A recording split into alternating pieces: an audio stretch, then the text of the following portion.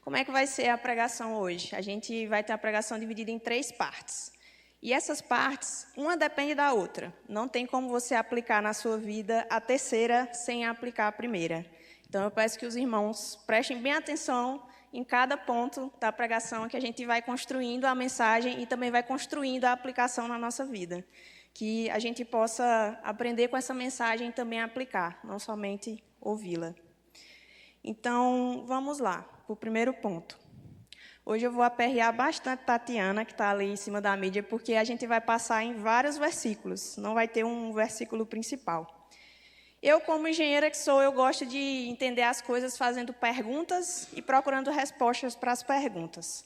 Quando eu vi o tema é Luz das Luzes, aí eu pensei, quem é a luz das luzes? Aí vamos ler João 8, versículo 12. Já estou começando os trabalhos, viu, Tatiana? João 8, versículo 12.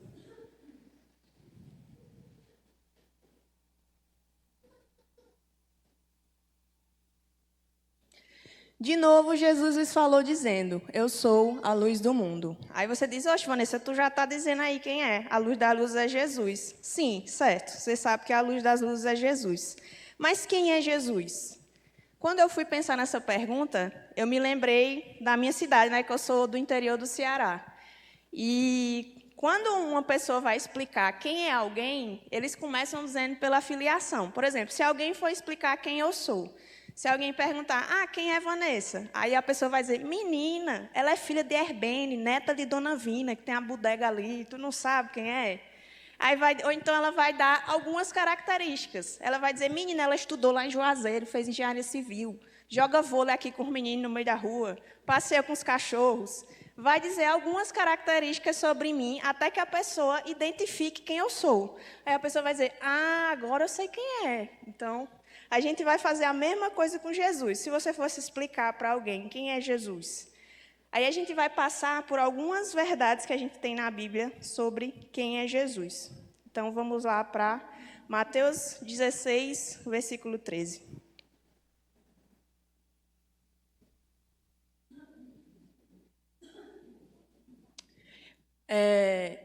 Indo Jesus para a região de Cesareia de Filipe, perguntou aos seus discípulos. Passa para o próximo.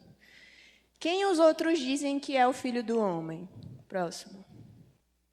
E eles responderam, uns dizem que é João Batista, outros dizem que é Elias, e outros dizem que é Jeremias ou um dos profetas. Ao que Jesus perguntou, e vocês, quem dizem que eu sou? Respondendo, Simão Pedro disse, o Senhor é o Cristo, o Filho do Deus vivo. Então, a gente já começa com a filiação, né? Jesus é Filho de Deus. Jesus mesmo, ele pergunta, né? Quem vocês dizem que eu sou? Aí, Pedro vai responder, tu és Cristo, Filho do Deus vivo. Então, a gente começa do mesmo jeito que o povo do interior fala, filha de Herbene, neta de Dona Vina. Começa pela filiação.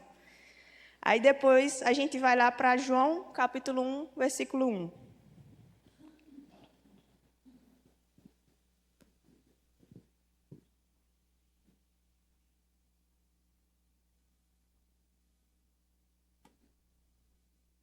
No princípio era o Verbo, e o Verbo estava com Deus, e o Verbo era Deus. Então, aqui a gente vê que Jesus, ele é filho de Deus, mas ele também é Deus. Então, a gente está aprendendo aqui características sobre quem Jesus é. Agora, vamos para João, capítulo 1, versículo 14.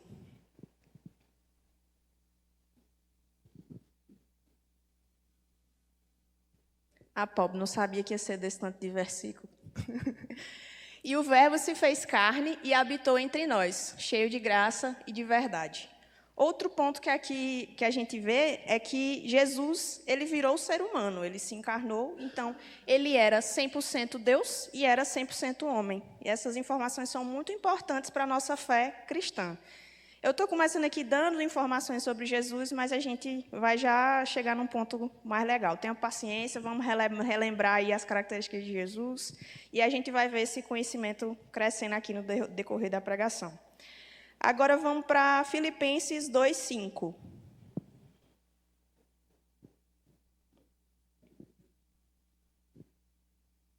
Filipenses 2:5. Tenham entre vocês o mesmo modo de pensar de Cristo, que mesmo existindo na forma de Deus, não considerou a ser igual a Deus, algo que deveria ser retido a qualquer custo. Aqui a gente tem mais um reforço de que Jesus ele era humano e ele também era Deus.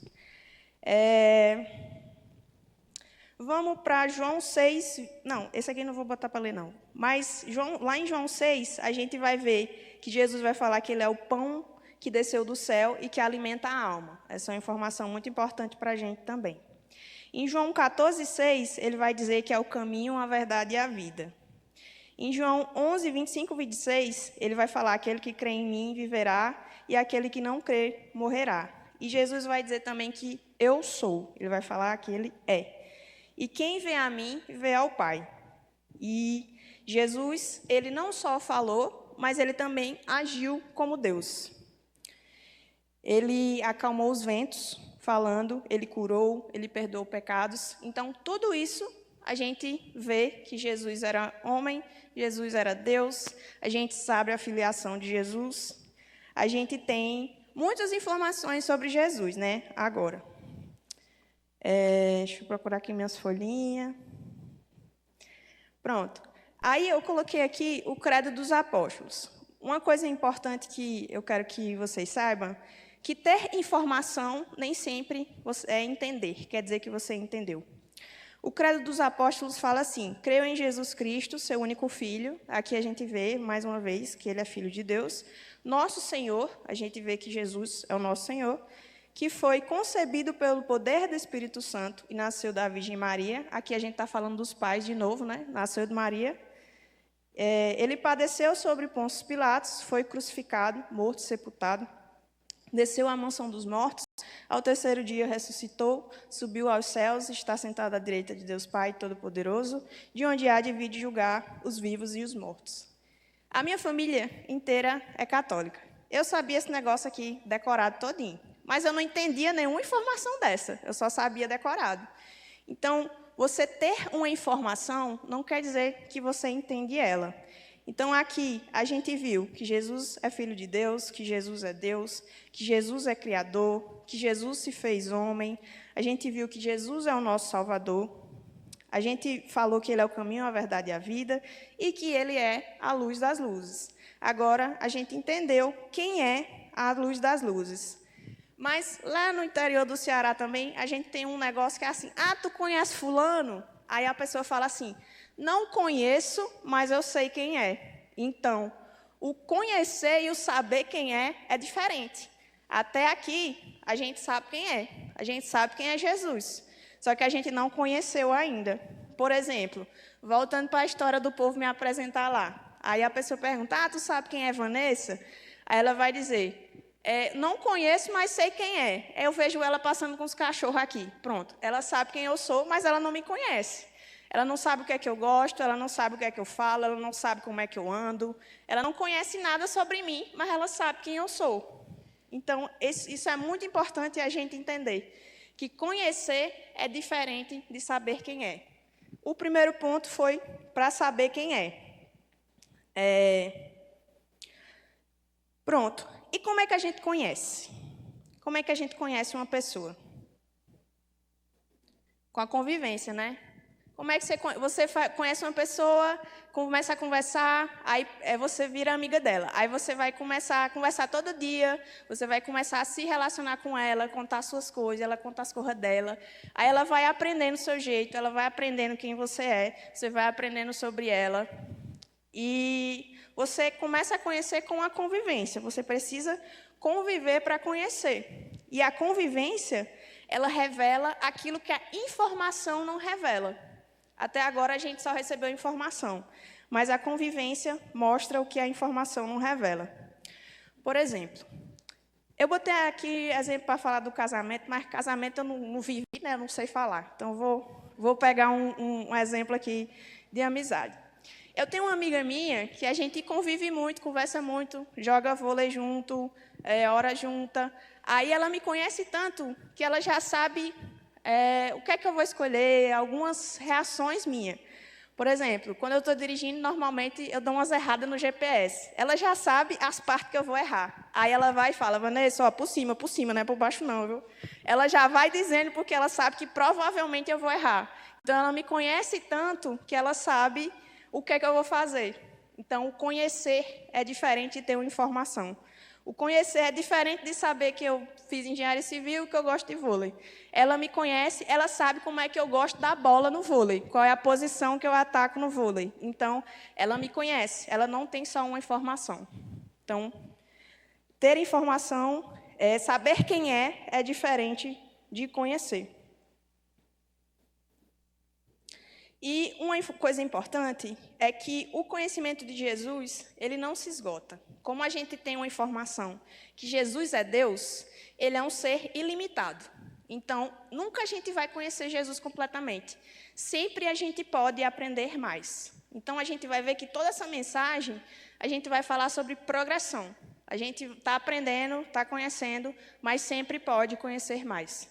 E isso também é diferente do saber quem é diferente da informação. Você tem uma informação, pronto, ali acabou. Mas o conhecer, você sempre pode conhecer mais. Pronto. Aí agora, a gente entra no segundo ponto. A luz revela para transformar. Aí agora a gente vai precisar de um pouquinho de informação para construir o conhecimento também. A gente sempre começa com a informação, depois vai para o conhecimento. Uma amizade, não tem como você pular a parte de você ter a informação. Não tem como a minha amiga primeiro saber que eu gosto de vôlei, para depois saber qual é a posição que eu ataco, qual é a bola que eu gosto no vôlei. Então, uma coisa leva a outra. Então, vamos de novo para os versículos. Vamos lá para João 17, versículo 3.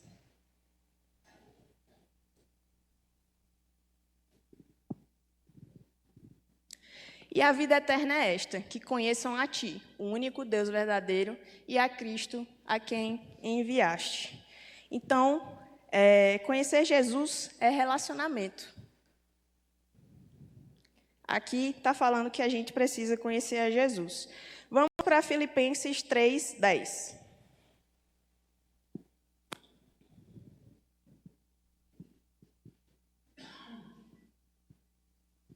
O que eu quero é conhecer Cristo e o poder da sua ressurreição. Isso quem está falando é Paulo. Paulo já conhecia um bocado de Jesus, né? E mesmo conhecendo Jesus, ele queria conhecer mais ainda. Então, aí é mais um ponto para a gente, do que eu falei antes, que o conhecer Jesus é ilimitado. Ele é Deus, ele é um ser ilimitado. Então, a gente pode sempre conhecer mais. Paulo já conhecia um bocado, mas ele queria conhecer muito mais. 2 Pedro 3, 18.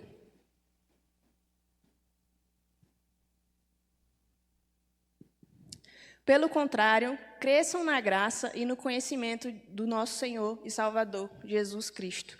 Então, a gente tem essa ordem de crescer no conhecimento.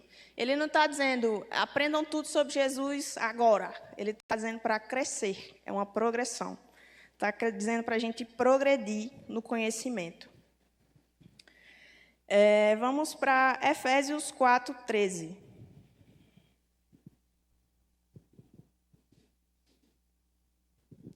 Até que todos cheguemos à unidade da fé e do pleno conhecimento do Filho de Deus. Aí você vai dizer, Vanessa, tu não disse nesse tanto que não dava para terminar? Aí não está dizendo pleno conhecimento, como se conhecesse tudo. Nesse versículo, ele está querendo falar como se fosse na maturidade cristã, não um conhecimento por completo. Então, esses versículos, a gente fez uma progressão também. A gente viu que, em João 17,3, que conhecer Jesus é relacionamento. A gente viu que mesmo Paulo, conhecendo Jesus, ele queria conhecer mais ainda. E em 2 Pedro 13,18, a gente viu uma ordenança que o cristão precisa crescer no conhecimento. E aqui em Efésios, fala que a gente deve crescer no conhecimento até o pleno conhecimento de Jesus, que quer dizer a maturidade cristã. O conhecimento de Jesus, ele não é estático, ele é progressivo, como a gente viu até aqui. Quanto mais eu conheço a luz das luzes, mais a luz ilumina a minha vida. E quanto mais ela ilumina, mais sou transformado. Aí eu entrei com outra palavra, transformado. Aí você vai me perguntar, Vanessa, e como é que eu sou transformado? Vamos lá para 2 Coríntios 3:18. É 3 mesmo? É 3. 2 Coríntios 3:18. E todos nós, com o rosto descobertos, contemplando a glória do Senhor, somos transformados de glória em glória. Ah, Vanessa, nós somos transformados de glória em glória. O que quer dizer isso? Quer dizer que a gente, como cristão, a gente é transformado em degraus. Quando a gente vira crente, não é o Power Ranger. Não é virei crente, vou apertar no morfador e agora eu sou santo, não. Então, tem fases. A gente vai sendo transformado por etapas. O Senhor vai iluminando uma coisa, você vai vendo que está errado, você vai consertando, e a gente vai passar por esse processo de santificação, por etapas. Então, como é que funciona?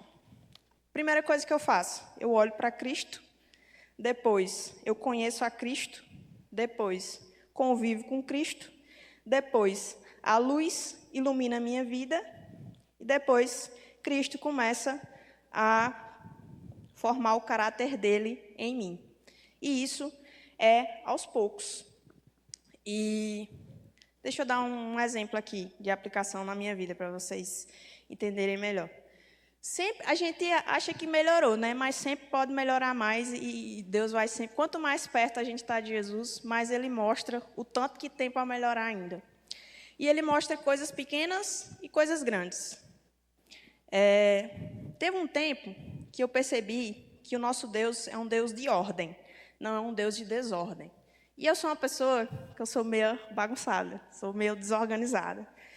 E o Senhor me mostrou isso, que Deus é o Deus de ordem, não é um Deus de desordem. E eu tive que me esforçar muito para poder mudar isso. Arrumar meu quarto, fazer as unhas no tempo certo, todo mundo brigava comigo, essas unhas desse tamanho, essas unhas. Aí eu tive que organizar várias coisas, organizar minhas roupas, organizar melhor vários pontos na minha vida. E isso foi um dos pontos que o Senhor me mostrou. E às vezes o Senhor fala com a gente através de coisas muito pequenas, mas que elas trazem uma mensagem muito grande.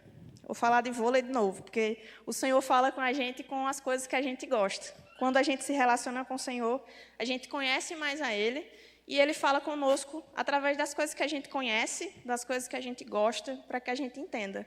Assim como Jesus fazia as parábolas, usava analogias, quando a gente se relaciona com o Senhor, Ele mostra com coisas que a gente entende. Deus fala comigo através do molde de terra, fala comigo no vôlei, fala comigo dirigindo. Eu gosto de dirigir e Ele fala comigo através de GPS, através do carro. Ele fala comigo de formas diferentes e faz eu entender coisas profundas através de coisas pequenas. E teve um dia que eu fui para o vôlei, né? Estacionei o carro lá, estava um pouquinho atrasada, corri para o vôlei, joguei. Quando eu voltei, aí eu tinha estacionado do lado de uma grande amiga minha do vôlei. Aí, quando ela foi entrar, ela, Vanessa, tu comprou a carteira? Foi. Eu tinha deixado o carro bem coladinho com o dela, não dava para ela abrir a porta do carro dela. Aí, o que é que eu percebi? Que eu só olhava para o meu lado, a minha porta abria de boa, assim. Eu só queria saber de abrir a minha porta do carro. Não pensei na outra pessoa. Aí eu fiquei, mas rapaz, tranquei minha amiga. Se fosse outra pessoa, eu nunca tinha prestado atenção, que eu não prestava atenção no outro lado. Só prestava atenção no meu lado. Então, eu percebi que eu era uma pessoa egoísta. Eu só queria saber de abrir a minha porta. Não queria saber da outra pessoa, do carro do outro lado, que tinha que abrir a porta também. Aí, depois disso, eu comecei a prestar atenção, tanto no meu lado, como no lado da outra pessoa. Ela conseguiu entrar, conseguiu, porque ela era bem maguinha, mas se fosse eu para entrar, não dava, não.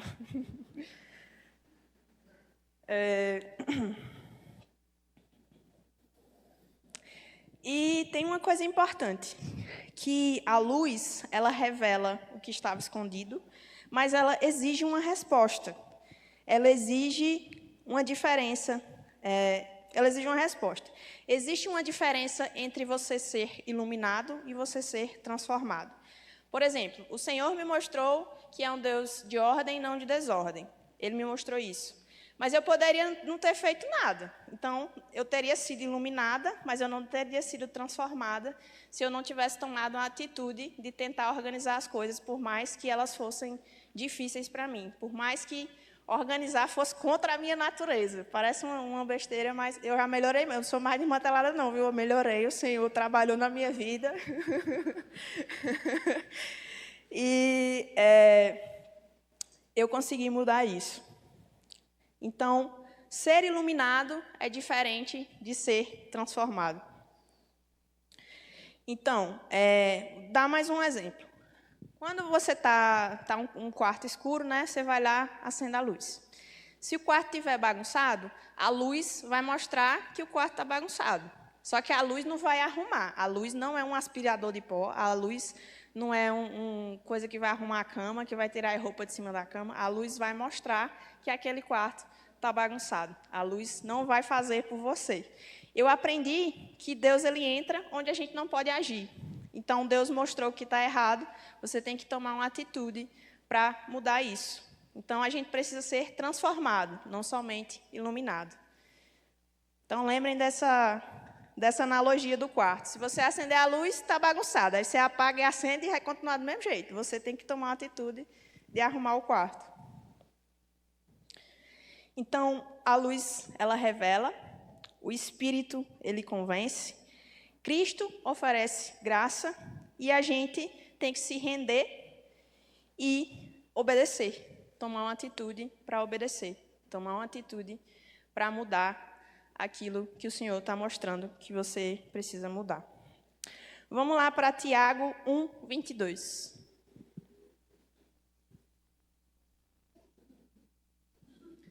Sejam praticantes da palavra e não somente ouvintes, enganando a vocês mesmos. Então, a gente precisa entender, a gente recebeu a informação, a gente está começando a conhecer mais sobre Jesus e a gente precisa praticar. A gente não pode só ouvir. Se eu só ouvir hoje e não mudar nada, não adiantou de nada. A gente tem que praticar.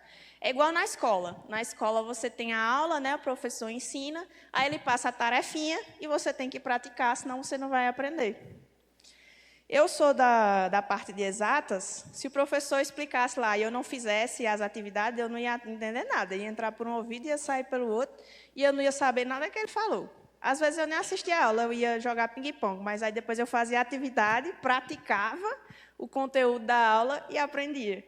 Então, praticar a palavra é muito importante.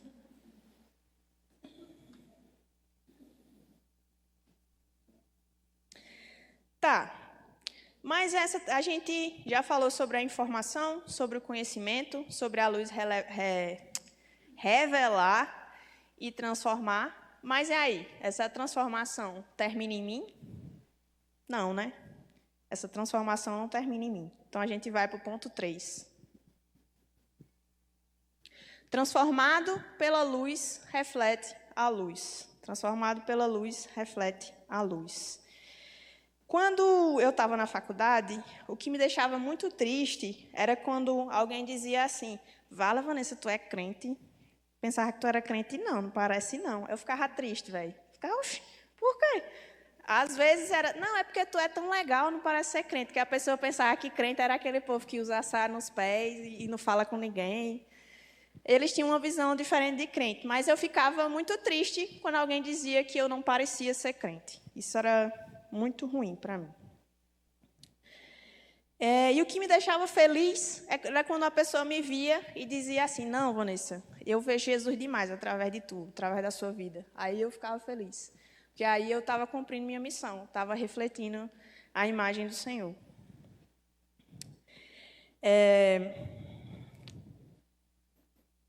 Nós não produzimos luz, nós refletimos. Das propriedades físicas da luz, um objeto, quando ele reflete luz, ele precisa receber a luz. Então, a gente só reflete aquilo que a gente recebe. Então, Vanessa, como é que eu vou refletir a luz? Primeiro, você tem que passar pela etapa 1 e a etapa 2. Você tem que conhecer ao Senhor, saber as informações. Depois das informações, você vai conhecer Ele. Como é que você vai conhecer?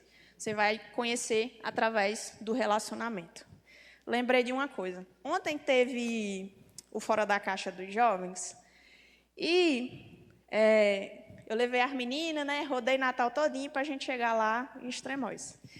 Aí eu saí de casa, o carro já estava na reserva. Eu digo, não, vai dar certo. A reserva tem 8 litros, vai dar certo. Aí fui, peguei um, aí disse, não, quando eu for pegar fulano, aí eu vou botar gasolina. Aí peguei lá fulano. Não, quando eu chegar na casa de fulano, aí eu vou botar gasolina. Aí cheguei na casa de fulano.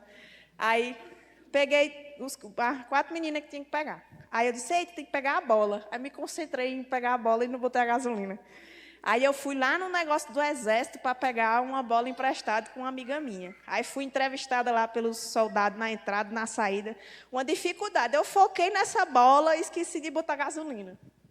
Aí tá, chegamos lá em Extremóis. Deu certo chegar. Cheguei lá em Extremóis. Aí a gente foi para a praia lá. Aí quando para voltar da praia, eu digo, ei, as meninas, gasolina aqui tá só o cheiro da gasolina. Como é que nós volta agora? Aí ela, eita, não, pois vamos falar com o Daniel, que se nós não chegar no posto. Eu digo, aí vocês descem e vão me empurrar o carro até chegar no posto.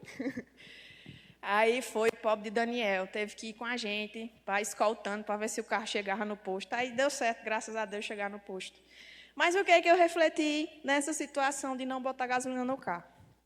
Eu fiquei postergando colocar a gasolina. Não, depois eu boto, depois eu boto, depois eu boto, depois eu boto. Aí eu fiquei pensando, mas é mané mesmo, tem que botar a gasolina de todo jeito, por que é que não botou? Fiquei enrolando para botar gasolina.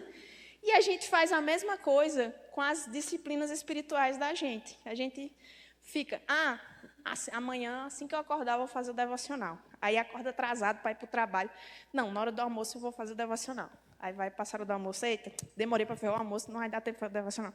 Quando eu chegar do vôlei, estou falando de mim, né? Quando eu chegar do vôlei, eu vou fazer o devocional. Aí fica enrolando para fazer o devocional, mesmo a gente tendo a informação que Jesus é o alimento da alma. Como é que eu vou andar na caminhada cristã sem o alimento da alma? É igual o carro. Você fica, Vanessa, é óbvio que você precisa botar gasolina no carro. Para a gente que é cristão, também é óbvio que a gente precisa se alimentar espiritualmente. E por que a gente não faz? Eu fiquei pensando isso. Porque eu fiquei, mané, porque tu não botou gasolina? E é uma coisa muito pequena relacionada ao alimento espiritual. A gente sabe, a gente tem a informação, só que a gente não pratica. A gente leu um versículo com a importância de praticar a palavra. A gente tem a informação que Jesus é o alimento para a alma e que a gente, na caminhada cristã, se a gente quer ser igual a Cristo, a gente precisa se relacionar com Cristo.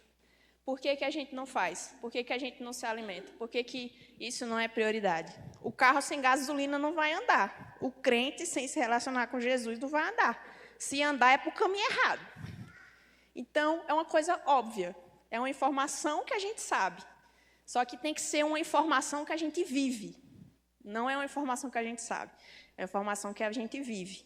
Mais uma vez, a gente entra no saber quem é diferente de conhecer. Então, a gente precisa ter a informação. O primeiro passo é ter a informação. Mas a gente precisa viver. A gente precisa praticar essa informação.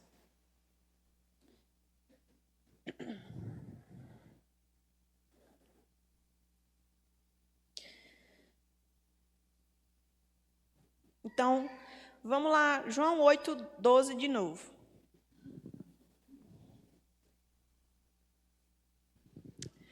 De novo, olha, eu sabia que começava com de novo o versículo.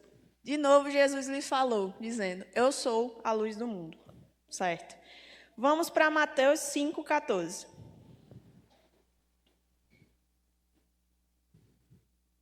Vocês são a luz do mundo. Não se pode esconder uma cidade situada no alto de um monte. Aí você diz, oxente, Vanessa, a luz não é Jesus e a luz é nós? Como é que funciona isso? Tem uma diferença de ser fonte e de ser reflexo. Quando você tem uma luz, uma lâmpada, por exemplo, ela vai sair da fonte, né? A lâmpada é a fonte. Só que eu posso refletir ela. Se eu botar um espelho aqui, a luz que saiu da fonte vai refletir no espelho e vai sair, né? A gente é luz, só que a gente é reflexo. A gente é o reflexo da fonte. A fonte é Jesus. Jesus é a luz das luzes, que a gente viu no começo. E a gente é um reflexo de Jesus. E para ser o reflexo de Jesus, a gente tem que viver todos esses 3 pontos que a gente viu na pregação. A gente tem que ter a informação, a gente tem que crescer no conhecimento de Jesus. E nesse crescer, a gente vai refletir. A gente vai refletir aos pouquinhos. A gente não vai refletir tudo de uma vez. A gente vai refletir progressivamente. A gente vai passar por esse processo de santificação. E quando a gente for melhorando, a gente vai refletindo. Agora vamos voltar para a história da organização. Lembra que eu falei que Deus falou comigo que Ele era um Deus de ordem, não um Deus de desordem? Essa coisa que parece muito pequena fez um impacto muito grande. Porque a minha família, ela achava que eu era um caso perdido. Achava, essa menina vai ser desmantelada a vida todinha. Não tem quem ajeite o desmantelo dessa menina. Aí eu comecei a organizar meu quarto, a organizar as coisas, a lavar o carro, deixar o carro organizado, sem estar cheio de sapato dentro do carro, sem estar cheio de coisa dentro do carro. Comecei a fazer as unhas, arrumar o cabelo, a ser mais organizada, cuidar do corpo, ir para a academia. Aí eles viram, rapaz, só Jesus mesmo, viu, para fazer uma transformação em Vanessa. Então, foi uma coisa muito pequena, mas teve um impacto grande na minha família, nas pessoas que me conheciam, apesar de ser uma coisa pequena. Não foi, eu usava droga, eu deixei de usar a droga. Foi uma coisa, eu era desorganizada e passei a ser mais organizada. E isso já fez um impacto grande. Então, pequenas mudanças que a gente vai construindo na nossa vida, elas refletem a imagem do Senhor e elas trazem transformação na nossa vida e na vida das pessoas. Depois disso, elas começaram a me escutar mais quando eu falava sobre Deus. E eu sempre falava um versículo assim: todas as coisas cooperam para o bem daqueles que amam ao Senhor. Sempre que acontecia uma coisa, aí eu falava isso. Elas já sabem esse versículo decorado, porque eu sempre falava isso. Então, uma pequena coisa teve um impacto grande na vida da minha família, na vida dos meus amigos. O negócio do carro também, eu vou mandar essa pregação para a minha amiga do vôlei, e eu acho que vai chamar a atenção dela, porque eu estou dando um exemplo de uma coisa que aconteceu com ela. Então, uma pequena coisa pode impactar a vida de outras pessoas. Só que a gente precisa ter a informação, se relacionar com o Senhor e também praticar a palavra e estar disposto a mudar, ter a atitude de mudar, porque o Senhor só entra onde a gente não pode. A parte que a gente pode, a gente tem que fazer. A gente tem que mudar, a gente tem que ser transformado. Então, o cristão ele foi chamado para refletir a luz que recebeu. Uma superfície só pode refletir o que ela recebe, né? Então, a gente só vai refletir aquilo que a gente recebe. E o que é que a gente vai refletir? Como cristão, a gente vai refletir algumas mudanças. A gente vai refletir mudanças no caráter. Lá em Gálatas 5, 22, 23, a gente vai ter os frutos do Espírito Santo. A gente deve estar vivendo eles. Bota aí, Gálatas 5. Eu vou botar você aí para ler a Bíblia todinha hoje. Gálatas 5, 22, 23. Mas o fruto do Espírito é amor, alegria, paz, longanimidade, benignidade, bondade, fidelidade, mansidão, domínio próprio. Contra essas coisas não há lei. Então, a gente tem que demonstrar tudo isso. A gente tem que demonstrar amor, tem que demonstrar domínio próprio. Nesse negócio da organização, eu tive que demonstrar domínio próprio. Eu não poderia deixar o desmantelo tomar de conta. Então, eu que tinha que ter o domínio próprio de organizar as coisas. Então, a gente tem que demonstrar esses frutos do Espírito Santo. Então, a gente vai ter o nosso caráter transformado, as nossas atitudes transformadas, mudanças pequenas, mudanças grandes. E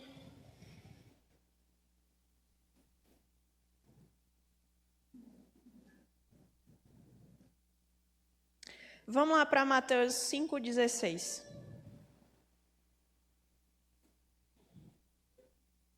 Assim brilhe também a luz de vocês diante dos outros. Passa para o próximo. Para que vejam as boas obras que vocês fazem e glorifiquem o Pai de vocês que está nos céus. Deixa eu ler o que eu escrevi aqui, que eu acho que está mais resumido. Assim brilhe também a vossa luz diante dos homens, para que vejam as vossas obras e glorifiquem a vosso Pai que estás no céu. Quando perceberam a minha mudança da organização, eu não falava, eu mudei porque eu quis. Eu digo, foi Jesus mesmo, minha filha, que fosse por mim, o Dirmantelo estava comendo esmola. Então, eu tive a mudança, mas eu glorifiquei a Deus com essa mudança. Então, a luz, ela não termina em nós, ela passa por nós e aponta para a fonte. A luz passa por nós e aponta para a fonte que é Jesus. Então, que possamos viver essa palavra, permitir que o Senhor transforme as nossas vidas, para que possamos refletir o seu amor e alcançar outros, assim como fomos alcançados um dia. A gente tem que ser agradecido por ter sido alcançado. E qual é a melhor forma de ser agradecido por ter sido alcançado? É refletir o amor do Senhor, refletir tudo que a gente recebeu, para que outras pessoas sejam alcançadas também. Se a pessoa que me alcançou não tivesse refletido a Cristo, eu não estaria aqui hoje. Então, eu tenho essa missão, eu tenho esse dever de compartilhar o que eu recebi. Eu recebi a luz, mesmo sem merecer. Então, eu tenho que fazer o meu melhor para que eu possa compartilhar tudo que eu recebi. Vamos orar, irmãos. Senhor Deus, ó Pai, muito obrigada, Senhor, pela Tua palavra. Muito obrigada pela oportunidade de estar aqui falando a Tua mensagem, trazendo a Tua mensagem apesar de mim, ó Deus. Que essa mensagem, ó Deus, entre no coração dos irmãos, que eles possam guardar essa informação, mas que eles venham a praticar, Senhor, que eles venham a viver a Tua palavra. E que a vida de cada um que está aqui, Senhor, nessa noite, possa refletir a Tua imagem, possa refletir o Teu amor, que eles tenham um coração grato, Senhor, por terem sido alcançados um dia, mesmo sem merecer. E que eles, com essa gratidão, Senhor, possam se esforçar para refletir o Teu amor, para refletir o Teu Evangelho, para que outras pessoas possam ser alcançadas e que a gente possa cumprir a Tua missão, Senhor. Nós te oramos, te agradecemos, em nome de Jesus Cristo. Amém.